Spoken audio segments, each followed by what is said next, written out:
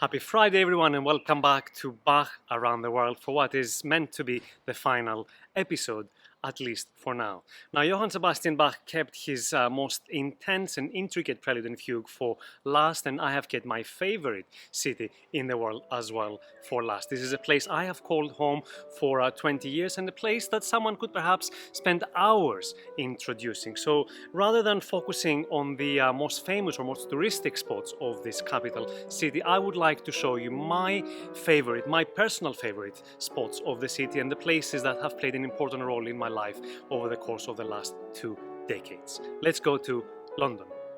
There are so many places one should not miss when visiting London, as this is a city that will satisfy all curiosities and needs. When a man is tired of London, he is tired of life, as the saying very correctly says, as this is a place with an infinite number of entertainment options, shopping, culture, as well as dining options.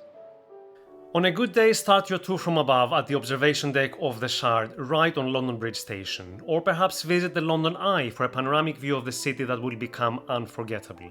And if you want to avoid the queues, well, then go for a private champagne experience. My favourite view of London can be enjoyed for free while landing on the Western Runway at Heathrow. With a bit of luck, the plane usually breaks through the clouds right above the centre of London, and this is a view that makes me feel like the city is welcoming me back home. What I think gives London its unique identity is the sheer diversity that can be found around the city. If there's a language spoken in the world, you will hear it in London. Almost 40% of the population here was born outside of the UK, including 25% outside Europe. You can start your cultural exploration of the capital from the obvious, which is Chinatown, right at the centre of town, and enjoy some of the most authentic Chinese cuisine you could ever find. Discover the Cuban and Latin influences at Camden. Celebrate Jamaican Independence Day with the Afro-Caribbean British community at Brixton. Visit a kosher delicatessen in the Jewish community of Golders Green. See for yourself why Little India and Curry Corridor is the nickname for Tooting. And don't forget to try some karaoke and Korean pickles in Little Korea at New Malden. I think nothing celebrates what is London better than the annual Notting Hill Carnival, where you can expect to see 50,000 performers in the streets and experience an explosion of cultural diversity. I very much believe London is the entertainment capital of the world. If it exists in the realm of reality, it can be found in the realm of entertainment in London. Anything you can possibly imagine, and many things that you cannot, can be found here in London. I wouldn't miss a world-class performance at Ronnie Scott's Jazz Club, a breathtaking symphony at the Barbican Centre or the Royal Festival Hall, and an intimate recital at Wigmore Hall. The BBC Proms, taking place every summer, is the world's biggest and longest running musical festival and features many of the world's greatest artists and orchestras. The unique, relaxed atmosphere at the Royal Albert Hall is not to be missed and is bound to redefine your ideas of classical music. The magic of London for me lies as much in its vibrant lifestyle as it does in its outdoor spaces and parks. Get lost in the forest of Hampstead Heath in North London, be amazed by the beauty of the Royal Botanic Garden at Kew, admire the wildlife at Richmond Park, and closer to the centre, admire the city from the top of the hill at Primrose Hill. Here are some of the places that have been important for me throughout the years living in London.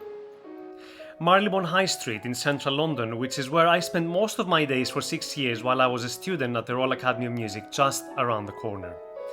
Abbey Road in St John's Wood, where I lived for more than 10 years, where I often stepped on the famous zebra crossing.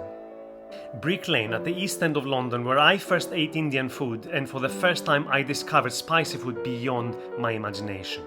My ultimately favourite spot in London, the South Bank Centre by the river, where I have attended countless concerts by some of the greatest musical heroes of mine throughout the decades, and where I also made my professional debut at the age of 19. I now live in the countryside of Surrey, and while I don't have to commute every day to the centre of the city, I enjoy the space and green areas that are offered in the little town of Horley at the outskirts of London. That's all from me today. Thank you very much for watching episode number 24 of Bach Around the World, and thank you with all my heart for following me through these 24 Bach Preludes and Fugues and 24 of my favorite cities around the world. I feel particularly blessed to have had a chance to connect with an audience through this series, and I feel very lucky to have had a chance to share two of my biggest passions in life, which are of course music and travel, especially during the time that both were practically non-existent for most of us. Now, are there any questions that perhaps you would like to ask? You will get your chance then. Next Friday, I have decided to host a live discussion called Music Beyond the Concert Halls. This will be next Friday, the 18th of June. It will be 8 p.m. London time, which is 3 p.m. Standard Eastern Time in the United States. And this will be an opportunity for me to share some stories again about music and travel, and connect directly with all of you, and perhaps answer some of your questions. So I will be sending some information early next week on how to register for this event, but for now, if you're interested, do mark it in your calendar. That's June 18th at 8 p.m. in London. So thank you again with all my heart for following me, and I hope to see you all next week.